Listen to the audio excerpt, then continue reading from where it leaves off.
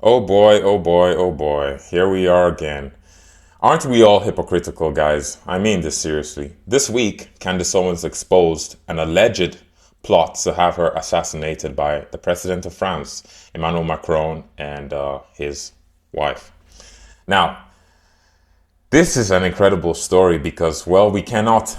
Candace knows the details of it, and only God knows the validity of it. But here's the thing I wanted to speak about specifically. The people who don't like Candace Owens right now are like, oh, she's crying wolf. We don't believe her, blah, blah, blah. And I find it incredible how hypocritical human beings can be. Because some of these people, once upon a time, they were Candace Owens's fans. And when she exposed other things, they were so happy about it. But the moment this whole Israel fallout thing happened and people picked sides, people's emotions go all the way to one side and then they can never ever see anything you say that is correct. And I say with the Israel fallout, also including the assassination of Charlie and the investigation. Now, I understand if some people are not pleased with how she's gone about this investigation. I have said it time and time again that I think that her and whoever else wants to investigate should go ahead and investigate. I may not agree with the ways that she has gone about it in totality, and I've said that publicly. But the fact that people can be so so emotionally unstable. So the moment you like somebody, you support everything they do. The moment you don't like them, everything they say is wrong. Imagine this assassination attempt is actually valid. You have people saying, no, we don't believe it, we don't care. But they don't even pay any attention to it. But really, ask yourself, the same people on the right who have talked about the conspiracies of people on the left, let's say the Clintons, for instance, and how so many people have gone missing who have worked for them. And I've talked about these things, are so willing to brush it off now when it comes to Candace because they no longer like her.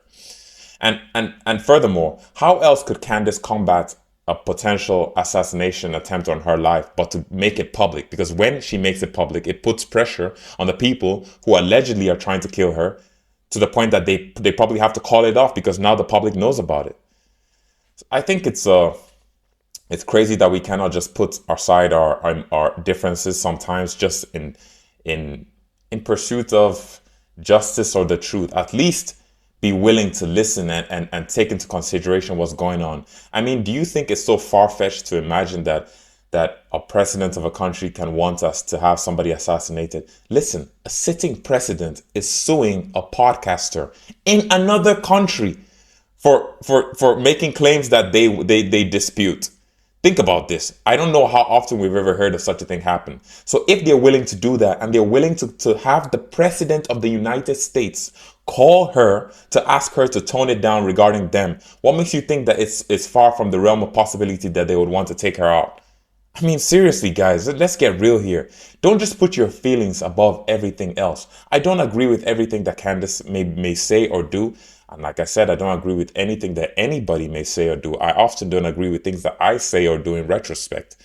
But how can we be so blind? How can we be so emotional and only allow our emotions to guide and lead every thought that we have? If the woman was assassinated now, what would some of you say? What would you say? And I know some people are gonna be like, "Well, we don't like how she's handled the Charlie Kirk investigation and she's put other people's lives in danger." Okay, you are allowed to make that critique or that criticism, and fine.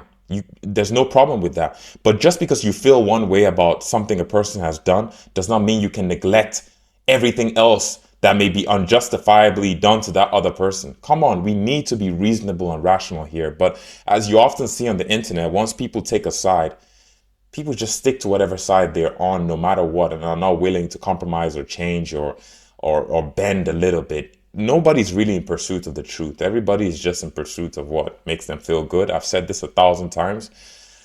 I've almost made an effort to not talk about some of these things for a little while now, but I find it ridiculous that people are actually brushing this aside just because they don't like Candace anymore. I think it's a bit unfair. I think, listen, just take the time to analyze every situation, and you would realize that, especially when you have two sides opposing each other, you will probably find that both sides say certain things that may be right at times. Nobody in totality has the truth. Like I said, the truth can only be encapsulated in one, the King of Kings and the Lord of Lords, Jesus Christ. And everyone else, and everything else is fallible. But yeah, that's just my thoughts on that. I mean, you guys should take it into consideration. Don't be too emotional about anything. Just try and look at things rationally and ask the right questions. And that's about that. Hey, guys, Jesus Christ is King. God bless.